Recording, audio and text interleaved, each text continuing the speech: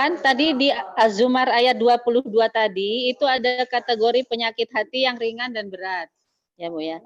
Nah, bagaimana cara mendefinisikan penyakit hati yang ringan dan berat tadi? Terus Buya sebut tadi ada penyakit hati yang biasa dan ada yang luar biasa gitu, Bu ya. Bagaimana juga kita mendefinisikannya? Ya. Terus yang kedua, pertanyaannya adalah bagaimana persiapan kita kan mau pulang semua nih Bu ya, apalagi kami nih ibu-ibu nih udah hampir-hampir kayaknya nih, pulang itu dengan kolbun yang salim gitu. Bagaimana cara persiapan mendapatkan kolbun yang salim itu? Ya. Baik, mengenai tadi tentang surat Az-Zumar ya, fawailul qasati qulubuhum ya, maka celaka bagi orang yang kolbunya kesat. Cara ngeceknya sederhana. Ayat itu kan berbicara kolbu yang berpenyakit itu ketika dia susah menyebut nama Allah.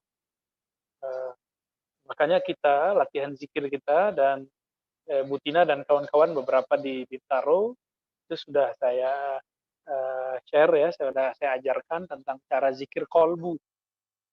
Zikir kolbu dengan menyebut nama Allah yang Maha Agung, dan ternyata memang ada efeknya, ada yang menangis, ada yang bergetar, ada yang panas-panas dingin aja, ada yang bengong ya, nggak apa-apa ya. Eh, Lalu tipsnya gimana? Tipsnya kolbu yang salim itu kolbu yang terbebas dari penyakit-penyakit kolbu. Dan kolbu itu hanya bisa dipagari oleh asma Allah Subhanahu wa taala. Oleh karena itu, ayat yang sudah sering kita bahas, ala bizikrillah tatmainul qulub, itu pamungkas sudah ya. Jadi untuk pulang kepada Allah, bekal si kolbu cuma satu, mendominankan di kolbunya nama Allah. Maka kalau bahasa mudah saya, kita kan mau jalan jauh. Kita kalau mau jalan jauh kan nabung dulu. Saya kalau mau haji umroh, misalnya saya nabung dulu. Mau traveling misalnya kita nabung dulu. Ini traveling kita super jauh ini. Alam barzakh aja sekian puluh ribu tahun ya. Alam mahsyar sekian puluh ribu tahun. Mizan, semuanya puluhan ribu tahun. Ini perjalanan panjang. Lalu apa yang harus kita lakukan? Ya kita nabung. Abu Hurairah nabung setiap hari 12.000 zikir sebelum tidur. Sehingga dia menyimpan satu tasbih, panjangnya 2.000, baru berhenti kalau udah 6 kali putar. Ketika meninggal, lagi sekarat, dia mengatakan, bekalku masih sedikit, perjalananku masih jauh. Nah, jadi dengan zikir-zikir yang selama ini kita ajarkan, ya, pagi sore terutama bulan Ramadan kemarin, jangan merasa GR dulu ya, jangan merasa udah bener dulu nih, perjalanan kita masih jauh.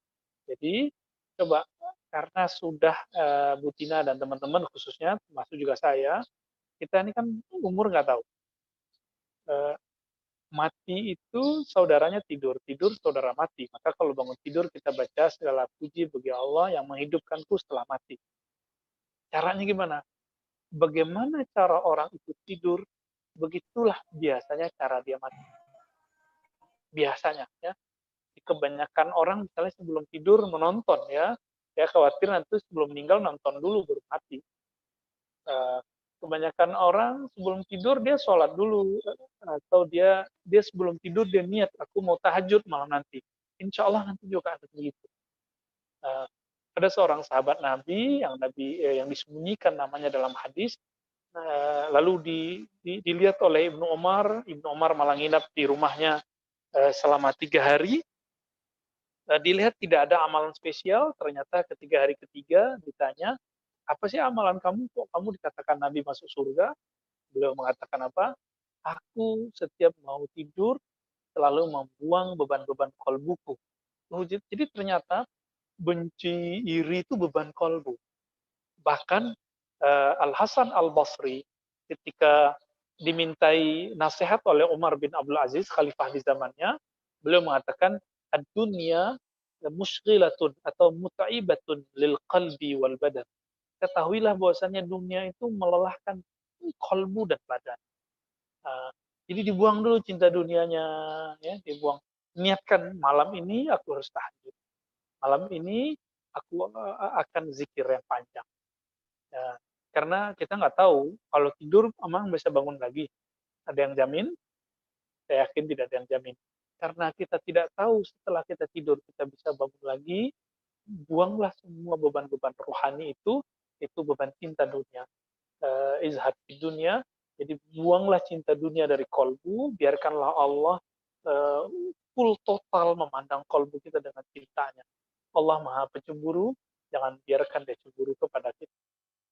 Begitu Bu Tina, jadi coba wiridkan tiap malam zikir yang kita sudah ajarkan itu ya, zikir kolbu, setiap pagi, zikir pagi sore.